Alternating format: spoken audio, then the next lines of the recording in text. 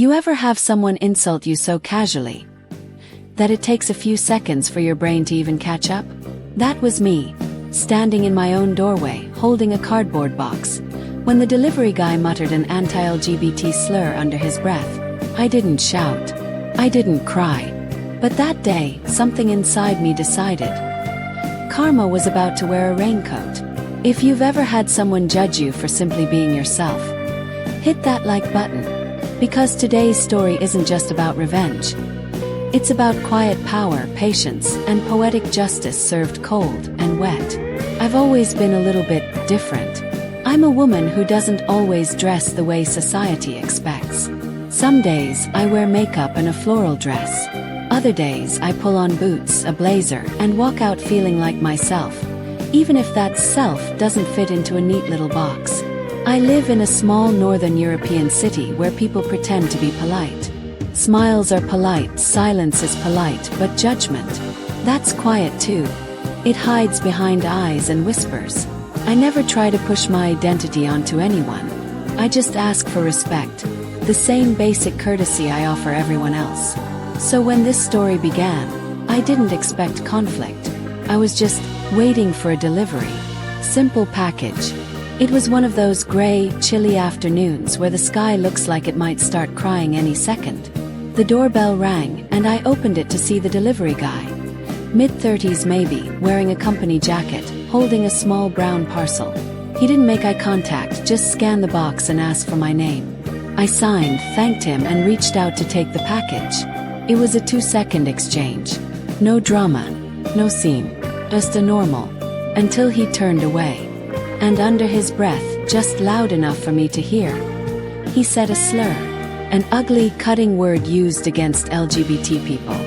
You know that feeling when your stomach drops and your skin prickles, but your mind is blank. That was me, frozen in my own doorway, replaying the sound in my head. He didn't even look back. Just walked away like it was nothing. Like I was nothing. I closed the door slowly. The box felt heavier now. Not because of what was inside, but because of what had just happened. I wanted to scream, to chase him down and ask why. But then logic kicked in. What could I prove? There were no witnesses, no recording. And what if he came back? People like that, the kind who sneer when they think you're too small to fight back, they sometimes do come back. So I decided to do what I always do when the world tries to make me small. I stayed quiet, at least on the outside. Days passed. The sting dulled, but the memory stayed sharp. And then one morning I got another delivery notification. Same company, same driver's initials. That's when the first spark of an idea lit up in my mind. See, this company displays the driver's name before delivery. And I also knew, thanks to a friend in logistics, that most of these couriers get paid per successful delivery, not for attempts. That means every no answer wastes their time, their fuel, and their paycheck. I stared at the screen, his name glowing there like a challenge. And suddenly, I wasn't angry anymore. I was strategic. So here's how it works. Every time his name pops up on my delivery app, I just happen to not be home. I don't cancel. I don't redirect. I simply disappear. When he rings the bell, nothing happens. When he calls, it rings and rings. Because I extended my voicemail delay just enough to make him wait. Company policy requires him to try twice, doorbell and call, before marking it undelivered. That's several long minutes standing there, wasting gas, time, and patience. And here's the delicious part. I live on the 5th floor, with a balcony that overlooks the entrance. So when the weather turns, when the clouds finally break open and the rain starts pouring down, I sometimes step out onto the balcony with a drink in hand, just watching, just smiling.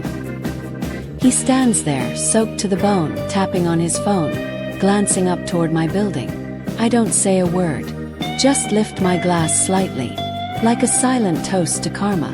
If you've never lived in Northern Europe, let me paint the picture. When it rains here, it hurts. The drops are icy, not playful summer rain, but sharp, cold, almost metallic. He stands there, collar up, shaking his scanner to keep it dry, waiting for me to answer a call that will never come. Meanwhile, I'm warm inside, a blanket on my shoulders, maybe music playing softly in the background. Sometimes I'll even open my balcony door just a little. Just enough to hear the rain and the faint buzz of his second doorbell attempt. Revenge doesn't always need fire and fury. Sometimes it sounds like rain hitting concrete. The best part: the company always sends a different driver for the reattempt the next day. So I still get my deliveries. Dry, safe, and on time. And him. He wastes his time, his gas, and his temper on me. Again and again. At first, I thought maybe he'd stop delivering to my area. But no, sometimes his name still pops up. And every time it does, I smile. Because I know what's coming. It's a quiet sort of justice.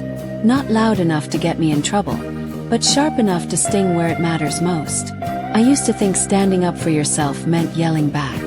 But sometimes it just means refusing to give your peace away. That slur he threw at me, it was meant to make me feel powerless. Instead, it reminded me that power doesn't always look like shouting. Sometimes it looks like patience. And if patience means letting karma show up in the form of cold rain and wasted minutes, I can live with that. One day I see his name pop up again. The forecast: heavy rain. I pour myself a margarita, step onto the balcony, and wait. There he is. Same jacket, same posture, standing in the downpour, pressing the buzzer, waiting, calling, shaking his head. I raise my glass ever so slightly and whisper, "Cheers." He doesn't see me, but maybe, just maybe, he feels it.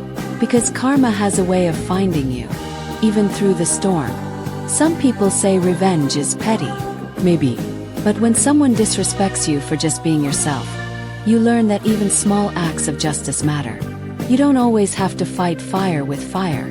Sometimes you just let it rain. If this story made you smile, or made you believe a little more in quiet karma, hit that like button, subscribe, and tell me in the comments. What's the most satisfying revenge you've ever seen someone pull off? Because around here, we believe justice doesn't always need to scream. Sometimes it just waits, patiently, for the rain.